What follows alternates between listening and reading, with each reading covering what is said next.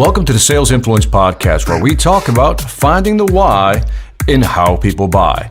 I'm your host, Victor Antonio, and today I want to talk about the presentation process and how to be more persuasive, how to put a structure together for a great presentation. Now, let's walk through a structure of a great presentation. Now, it's always great to have a great opening, right? You're going to ask a tough question or maybe provide some insight or provide what I call did you know, information the customer doesn't have. Remember, my definition of insight is information beyond the obvious. So opening a presentation with information that's beyond the obvious, something that makes the customer go, never thought about that, never looked at it that way, is a powerful opening. But another aspect of a great sales presentation is that you have to have a narrative, a storyline.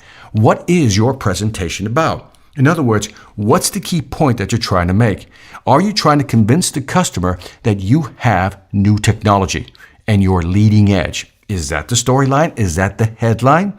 Or are you trying to convince the customer that you need to kick out your incumbent, the person they're using or the company they're using, and use your product because you're better? That's called a replacement strategy, right? In other words, you're trying to convince them that you have something that's better than what they're currently using. Figure out what your storyline is. Then, like any good headline, you have to have supporting content. So what are your three main messages? What are your three proof points that you can show the customers? Hey, here's why we're better. Let's say that we're leading technology. That's our angle going in. Then my question is, what three key messages do you want to reinforce, bang away at, that the customer gets it? In other words, if you give them too much information, it's going to get convoluted and complicated. But if you have a nice narrative, we're better than the competition because our product is leading edge. That's the narrative. But then if you just have three key messages supporting that narrative, that makes your presentation that much more powerful. Also keep in mind that as you're going through your presentation, maybe you'll have to do some type of demonstration, show them your product, show them how your service works, maybe show them something for them to really start getting comfortable with buying your product or service.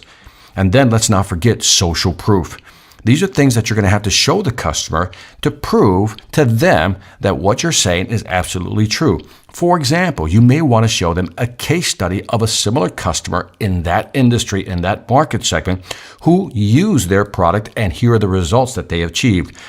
Case studies are always great examples of social proof. So what can you show the customer to convince them that what you're saying is real? And also keep in mind that as you're doing the presentation, you're always thinking about the outcome. What's the outcome? Once I'm done with the presentation, what's the next step? Now, this is important. Let me slow down here. This is important.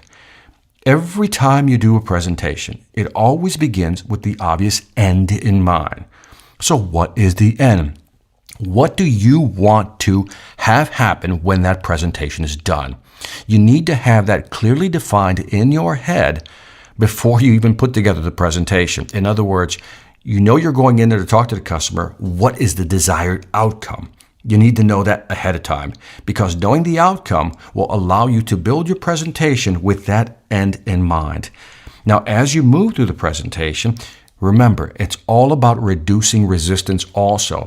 See, your customers have reasons why they don't want to buy, objections in their heads that they don't want to buy. And your job is to reduce, if not block, those objections in order to get them to start thinking about buying your product. Now, if you've seen my series, Blocking Objections, you know what I'm talking about.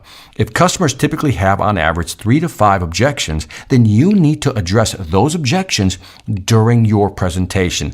Do not wait for the customer to raise those objections. You raise them, and because you raise the objections, you control the conversation, and that's a great way of presenting.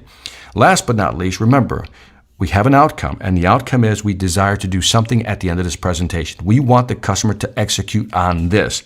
So as you're moving toward your close, you're going to have to start asking for what I call commitments. In other words, you're going to have questions that you're going to ask that move the conversation forward.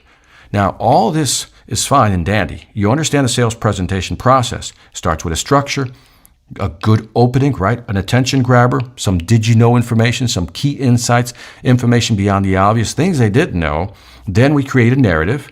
Then we create, that's the storyline. Then we have supporting messages to support that narrative. So for example, again, if your narrative is that we're new technology, we're leading edge, then that's your narrative, your storyline. You're going to have at least 3 key messages to support that storyline. You're going to have to do a demonstration. You're going to have to show some social proof, things that you've done with other customers to prove to your customer that what you're saying is absolutely true.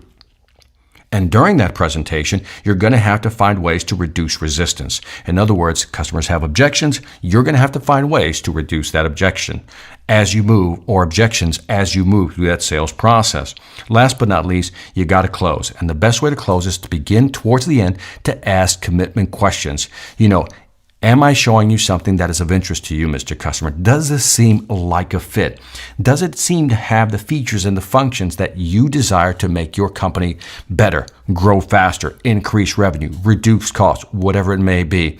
Based on what I've shown you, does this fit within your budget? These are commitment questions that you pepper throughout your presentation, but really start hitting hard as you come to the close of your presentation. Now, all that said, I want you to keep 3 big questions in your head, because these are the 3 questions that the customer is always asking themselves. Question number 1, why should I change? Why change? Victor, I'm happy with what I got. Why change? And you're going to have to answer that question. So if I pose that question to you right now, if I asked you, why should I change? You're presenting to me and I ask you, why change? What would you say? What would you do? What would you show me to let me know that I really need to make that change? What can you demonstrate for me that will convince me that I really need to change? Now, if you can convince me of that, then the second question I have in my head is, why now? Why do I have to do it now? Maybe I'll just defer this decision till, another 6 months to a year. Why do I have to do it now? So when you're talking to a customer, I want you to keep that question in your head as well. How do I convince this customer that now is the time to make that decision? I ask you the question again. What would you show them? What would you tell them? What would you say? What would you show them to convince them that now is the time? See, I need you to start thinking about that, because getting a customer to agree that change is needed is one thing. Getting them to agree that change is needed now is a totally different script. So you need to not only create the need for change, you also need to create a sense of urgency that this has to be done now. So now let's say you've gone over the first hurdle. You convinced them that change is necessary. You've convinced them that now's a good time. Last but not least, the last question remaining in their head is, why you? Why should I buy from you? What would you say? What would you show them to convince them that you're the right choice? Why you? Why your product? Why your company? What would you say? What would you show them? I need you to start thinking about that. You understand that you have to have a presentation process. Just talked about that. But during that presentation process, you really have to answer those 3 key questions. Why do I need to change? Why should I do it now? And why you? If you can answer those 3 questions, a customer is more likely to say yes than no to your sales presentation. This is Victor Antonio signing off, and always reminding you that selling ain't hard when you know how. Take care. Every manager can feel it. The difference between a motivated, value-driven sales team and one that's stuck in a rut. CEOs know the difference too. They can see it clearly in the profit and loss columns. The question is, how do you get your team to this elite level? Is there something extra you can do to break through the remaining resistance and equip them with the right mindset to grow your business? Yes, there is. But you're not going to do it with one of those cheesy inspirational speakers or some self-proclaimed guru. What you need is someone with a real business track record to deliver key insights in a captivating way, to give your team the right tools for selling in today's tough marketplace. Enter Victor Antonio, experienced executive, innovative thinker, compelling speaker. He's ready to deliver the message you need your people to hear, not with a canned speech, but a customized, dynamic keynote designed to deliver results. Bring Victor Antonio to your next event before the competition does. Go to www.victorantonio.com for more information.